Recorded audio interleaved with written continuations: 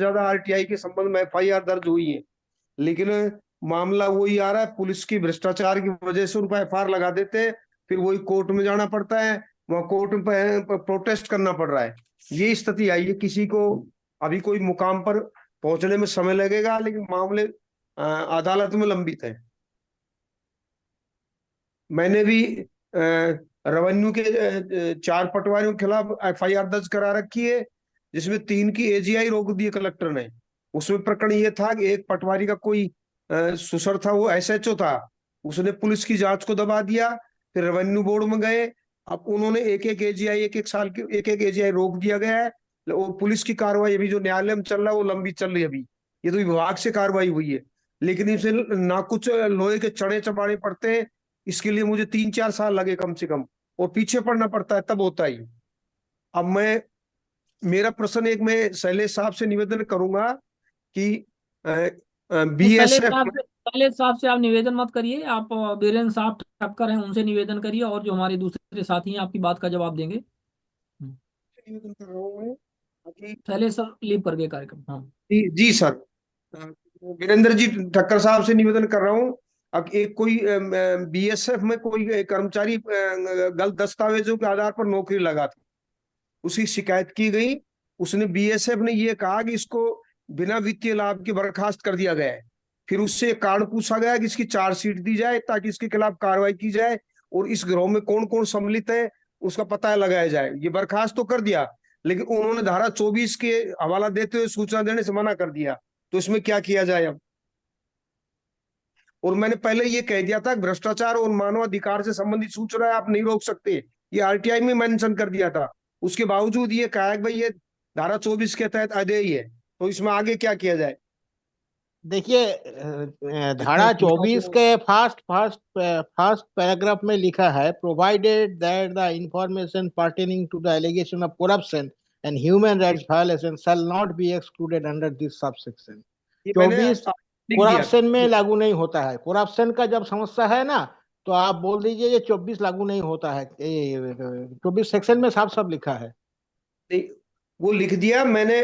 उन्होंने ये तो कर दिया वीरेंद्र भाई ये। वीरेंद्र जी हाँ, शायद कुछ। वीरेंद्र साहब, ठक्कर साहब है अभी। सर थोड़ा बोलिए, ठक्कर सर।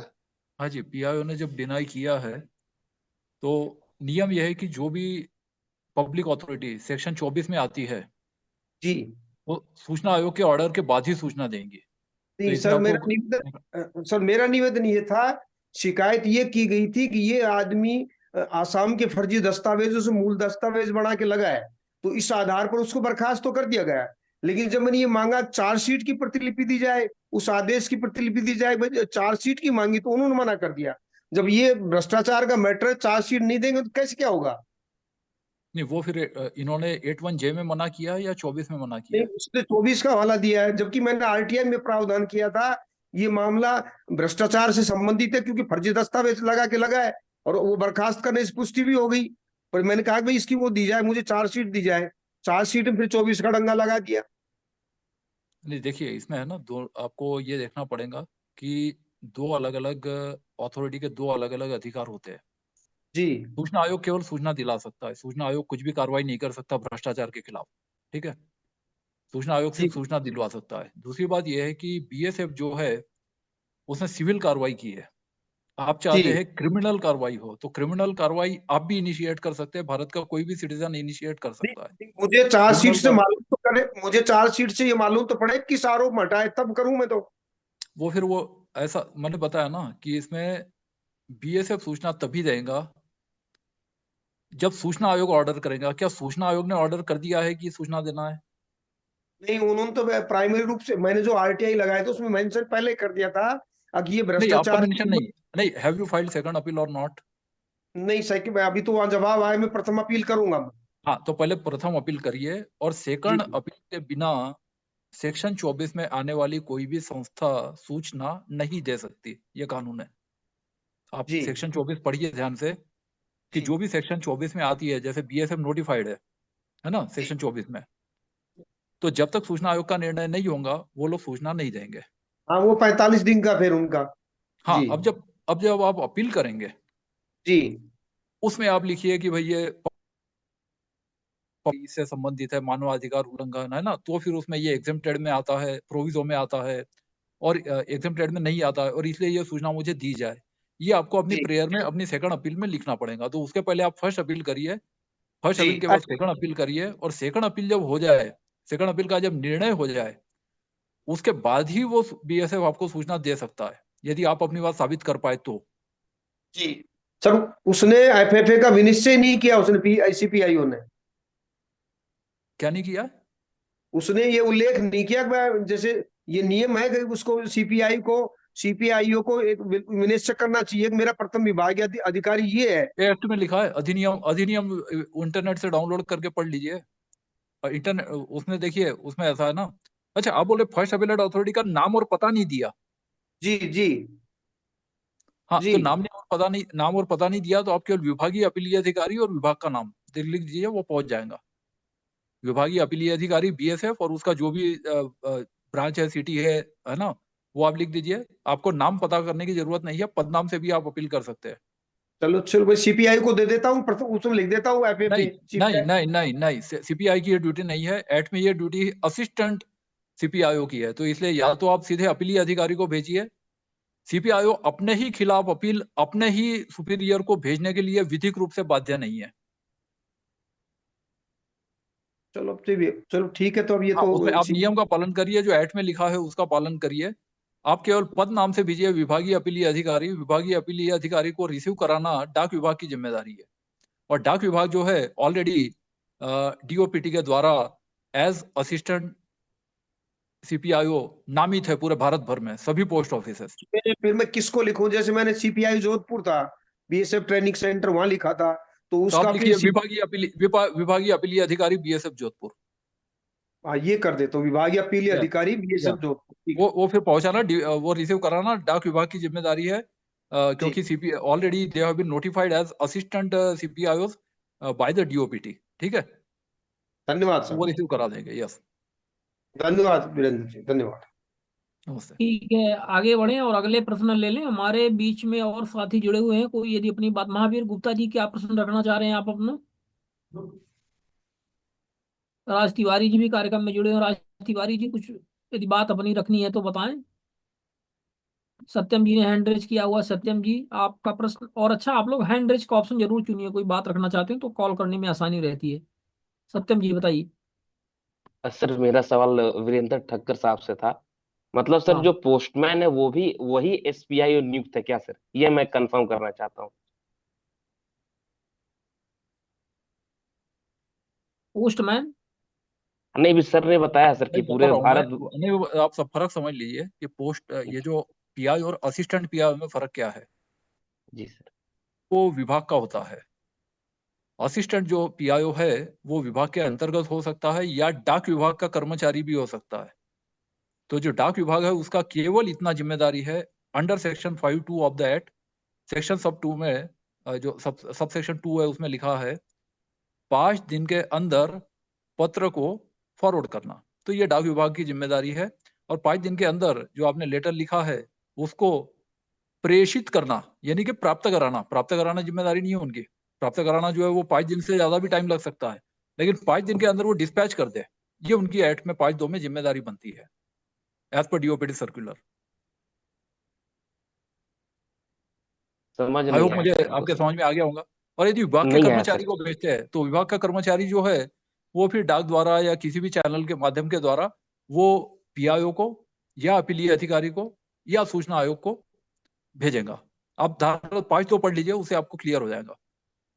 अच्छा, ये सर्कुलर नंबर मिल सकता है सर, ये कुछ भी वो डीओपीटी डीओपीटी से वाला? डाउनलोड कर लीजिए, वो डाउनलोड कर लीजिए डीओपीटी की वेबसाइट पे, कॉम्पेंडियम पूरा पड़ा है, कॉम्पेंडियम आप डाउनलोड कर लीजिए, उसमें दिया हुआ है।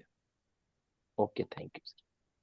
ठीक है, आईफोन से हैं ये बिना हमारे कोई सर्कुलर के भी साथी? ड्यूटी बनती है। बिना सर्कुलर के भी आप यदि पोस्टेज आप यदि चिपका रहे हैं तो डाक विभाग की जिम्मेदारी है, अंडर पोस्टल डायरी। तो इसके लिए आपको किसी कानून की आवश्यकता नहीं है। ये अंडरस्टूड है कि आप जब रजिस्टर्ड पोस्ट से या स्पीड पोस्ट से डॉग भेजेंगे तो 5 दिन के अंदर वो अपने पोस्ट ऑफिस से प्रेषित कर देंगे। तो इसके लिए आपको किसी और कानून की आवश्यकता नहीं है। जी, आईफोन से हैं कोई साथी? आईफोन करके शो कर रहा है, क्या शुभ नाम है आपका? आपने हैंड रेज किया हुआ है, अपना नाम बताएं, परिचय दें और अपनी अपनी बात रखें। आईफोन से। सर नमस्कार सभी को। हाँ जी नमस्कार। सर मैं एडवोकेट भानु प्रताप सिंह जिला एवं सत्र न्यायालय फिरोजाबाद से हूँ। जी मैंने सीतापुर के बीएसए को एक आरटीआई लगाई थी, थोड़ा जानकारी चाहिए थी, लेकिन वो सीतापुर के बीएसए कोई भी रिप्लाई देते नहीं है। फिर मैंने एविडेंस एक्ट का यूज किया। आपके आपके यहाँ कैमरा ऑन BSA। कीजिए, कैमरा। भानु प्रताप जी, आपका कैमरा ऑन कीजिए। हाँ वो कैमरा ठीक है। BSA का क्या मतलब है? BSA आप क्या बोलते हैं, किसको बोलते हैं? जिला बेसिक शिक्षा अधिकारी को। अच्छा हाँ ठीक है। ऐसा था, अभी 12,460 की भर्ती हुई थी, तो उसमें बहुत सारा गड़बड़ी हुई है वहां पे। शासनादेश के परे जाकर के इन्होंने भर्ती कर दी है। हम्म। तो मैंने एविडेंस एक्ट का यूज किया, धारा 74-75 में जो भी अभ्यर्थी हैं उनके टेट की मार्कशीट की डिमांड की, लेकिन उन्होंने धारा 74-75 का भी पालन नहीं किया। आज 2 महीने होने जा रहे हैं और कोई भी उन्होंने सूचना नहीं दी है मुझे। मैंने उनको नोटिस भी प्रेषित किया, तो वो नोटिस पर भी नहीं आ रहे हैं, नोटिस का जवाब भी नहीं दे रहे हैं। तो थोड़ा सा मार्गदर्शन कीजिएगा। जी धीरेन्द्र जी। ये इसमें देखिए, जो इंडियन एविडेंस एक्ट है ना, इसका प्रीएम्बल आप पढ़ लीजिए। It is only to regulate the procedure of the courts. दूसरी बात, उसमें नोटिस जो है वो जज जारी कर सकता है, आप नोटिस नहीं दे सकते। आप केवल रिक्वेस्ट दे सकते हैं कि आपको अमुक सूचना चाहिए, फिर आपका अधिकार बनता है कि नहीं ये फिर कोर्ट तय करता है, जो आपका सिविल कोड या क्रिमिनल कोड जहाँ पे केस चल रहा है। आरटीआई एक्ट में यदि करते हैं तो आरटीआई एक्ट में वो सेक्शन 8 और 9 से होता है कि यदि एग्जेम्प्टेड नहीं है तो फिर आपका अधिकार है, क्योंकि सेक्शन 3 में ये डिक्लेयर किया हुआ है। तो आप जो आरटीआई एक्ट में जो विधिक अधिकार है उसके मुताबिक आरटीआई एप्लीकेशन करे, अब उसमें आपने बताया कि वो रिप्लाई नहीं दे रहे हैं, तो नॉर्मली जो बेसिक शिक्षा अधिकारी है उसकी अपील आप अपने जिला कलेक्टर को कर सकते हैं, क्योंकि वो नॉर्मली एपेलेट अथॉरिटी होता है उनके ऊपर। तो आप वहां पे फर्स्ट अपील कर सकते हैं, या फिर आपको लगता है कि कंप्लेंट फाइल करनी है तो आप उसमें सूचना आयोग में सेक्शन 18 में कंप्लेंट भी कर सकते हैं। ये दोनों उपाय आपके पास है, इसमें से कोई भी एक उपचार आप कर सकते हैं। तो जो साक्ष्य अधिनियम में कोर्ट के अलावा आपकी मदद कोई नहीं करेगा, और वो भी कोर्ट में यदि केस चल रहा है, आप यदि पार्टी है, पक्षकार है, कोई सिविल क्रिमिनल मामला चल रहा है तो आप कर सकते हैं। अदरवाइज वो केवल आम नागरिकों के लिए करना होता तो फिर आरटीआई एक्ट की जरूरत ही ना होती, क्योंकि उसमें ये फीस और कौन कहाँ अपील करेंगे ये सब दिया नहीं है। तो उसमें आप एविडेंस एक्ट का प्री एम्बल पढ़ लीजिए कि वो एक्ट किस लिए बना हुआ है, तो उससे आपको उद्देश्य क्लियर हो जाएगा। क्योंकि आपको लेकिन केस ठाकर नंबर, कौन सी अदालत में चल रहा है, ये सब लिखना पड़ता है एविडेंस एक्ट में आपको। ठक्कर सर, सेक्शन 18 में तो इंफॉर्मेशन नहीं मिलेगा, खाली पेनल्टी का प्रोविजन है। हाँ वही, इसे मैंने दोनों अल्टरनेटिव बताया कि भाई ये आप चाहे तो जनरली कलेक्टर होता है तो आप 19 में फर्स्ट अपील करिए, या फिर आप कंप्लेंट करिए। दोनों अल्टरनेटिव है, आपको जो करना है उसमें आप कर सकते हैं, जो उचित लगे।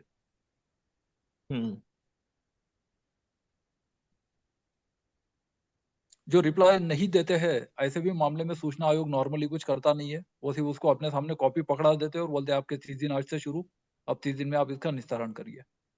तो नॉर्मली उसमें पेनल्टी वगैरह करते नहीं है, क्योंकि हाँ हाँ करीब 99% से ज्यादा केसेस में पेनल्टी नहीं होती है। तो इसलिए फर्स्ट अपील करो, वो ज्यादा बेहतर रहेगा कि उसमें कंप्लीट रिमेडी है। उसमें कलेक्टर जनरली अपने बेसिक शिक्षा अधिकारी को बुला के बोल सकता है कि आप ये क्योंकि उसका आप देखिए कलेक्टर के है ना जनरली 2 ऑफिस होते हैं, एक उसका कार्यालय होता है, एक न्यायालय भी होता है। और जो न्यायालय होता है उसमें मैंने ये देखा है, मतलब हमारे यहाँ तो ऐसा ही है पौड़ी डिस्ट्रिक्ट में, उत्तराखंड में, कि जो न्यायालय होता है उसी में वो आरटीआई के वाद की भी सुनवाई करते हैं। उनके पास पूरा पेशिकार और ये सब असिस्टेंस भी होता है। तो उसमें वो आरटीआई के वाद की भी एक नॉर्मली एक अपना दिन तय कर देते हैं कि हफ्ते में 1 दिन हम इसकी सुनवाई करेंगे वर्कलोड के हिसाब से। और उसमें वो आरटीआई के केसेस भी टेकअप करते हैं सभी कलेक्टर्स और डीएम पूरे भारत में।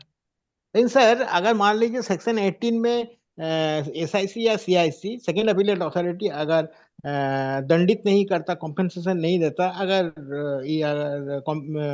ऐसा है तो वो तो कॉन्टेम्प्ट ऑफ कोर्ट हो जाएगा। काहे के लिए मणिपुर केस में ऑनरेबल एपेक्स कोर्ट पैराग्राफ 30 में साफ साफ बताया कि दंडित करना होगा, कॉम्पेंसेशन देना होगा, लेकिन पीआईओ ऐसा को नहीं अपना लिखा, पक्ष ऐसा नहीं रखने का लिखा, सुযোগ, उन्होंने लिखा चांस है, देना होगा। हाँ, ऐसा नहीं लिखा। उन्होंने लिखा है कि सूचना नहीं दी जा सकती है सेक्शन 18 में, दंडित मैं पढ़ के करना आपको ही सुना है रहा हूँ सर। 100%। एक सेकंड, मैं नहीं नहीं एकदम नहीं, पढ़ के सुना रहा हूँ। सेक्शन 30 हाँ पढ़ हाँ, लीजिए, क्लियर हो जाएगा।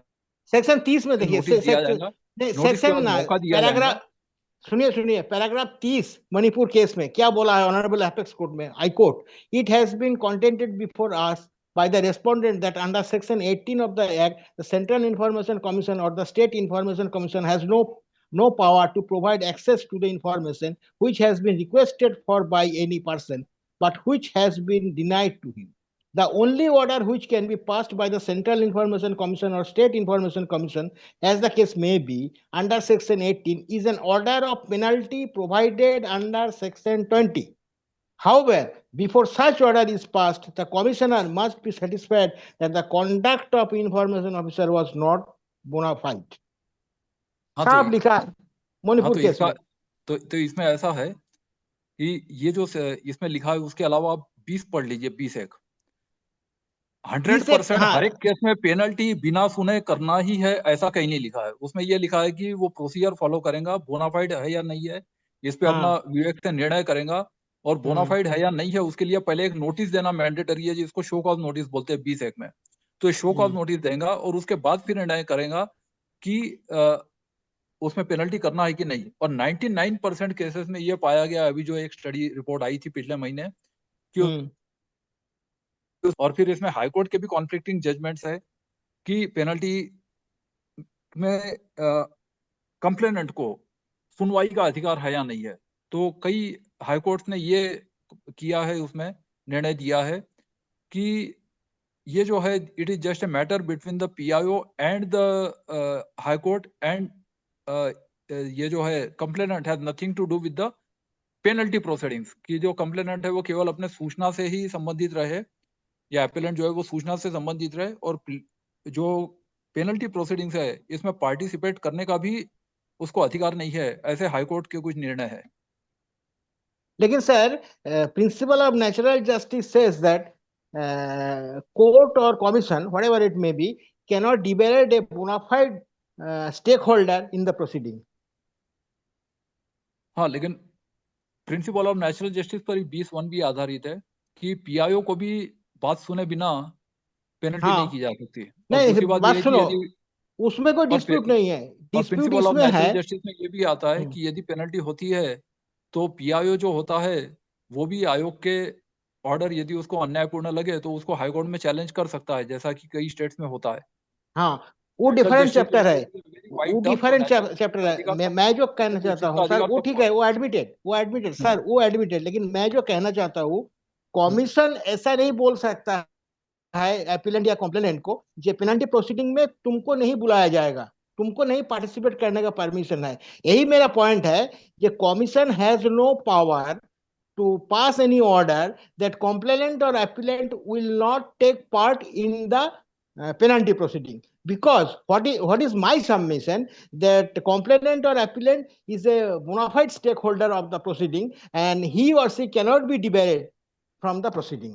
Otherwise it will be injustice.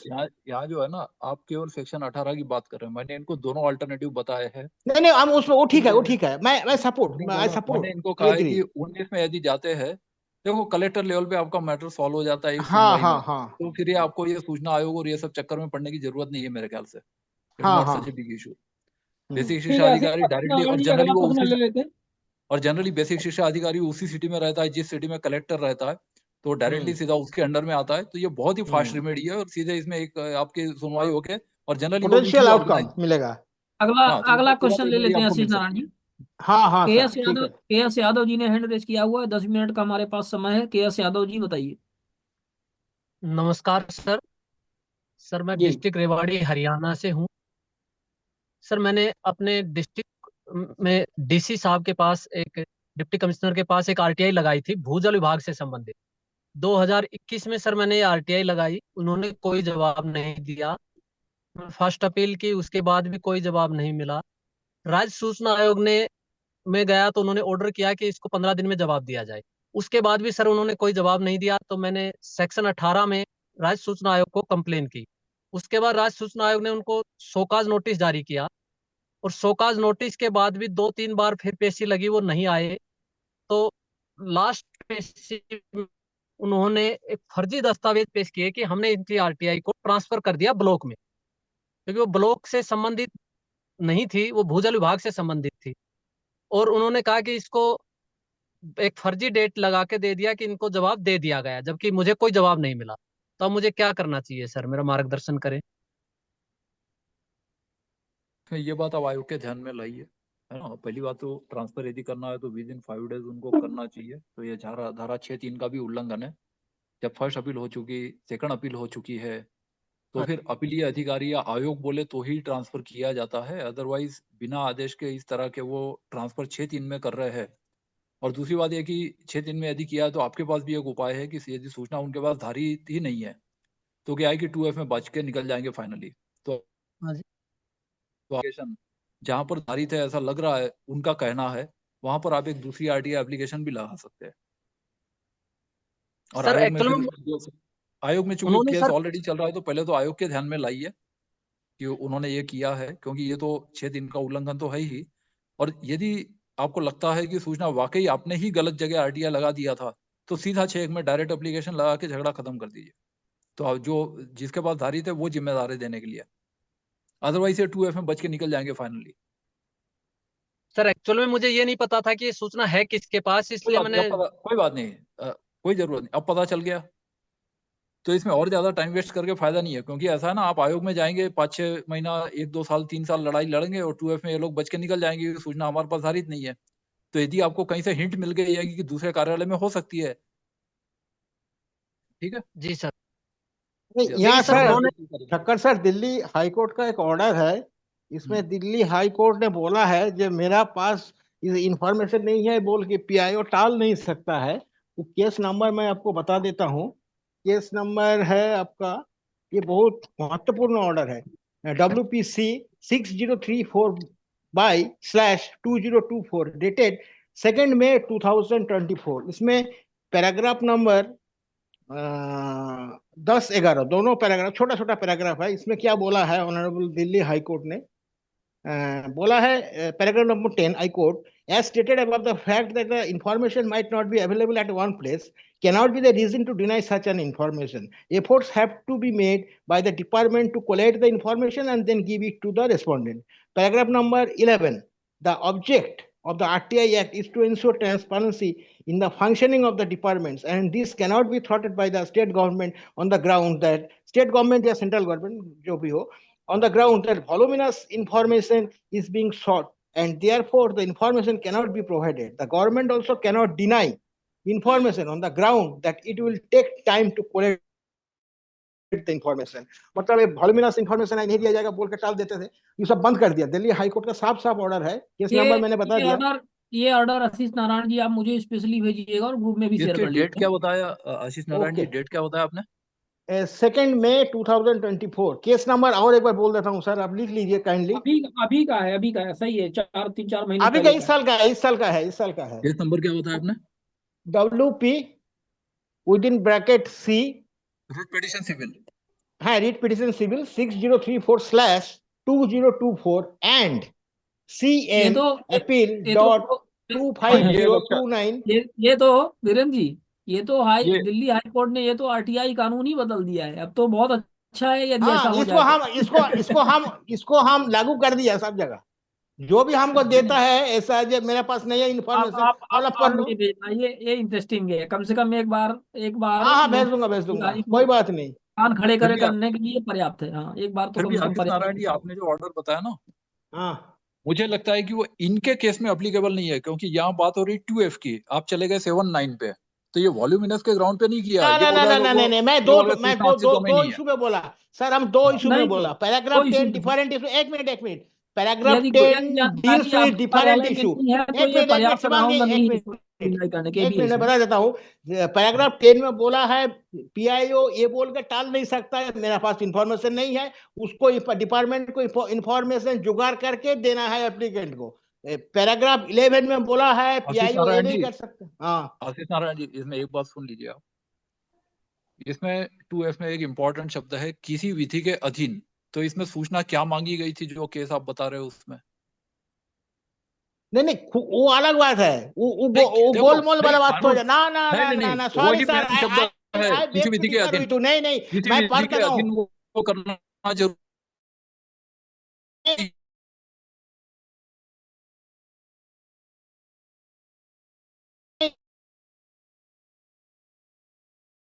नहीं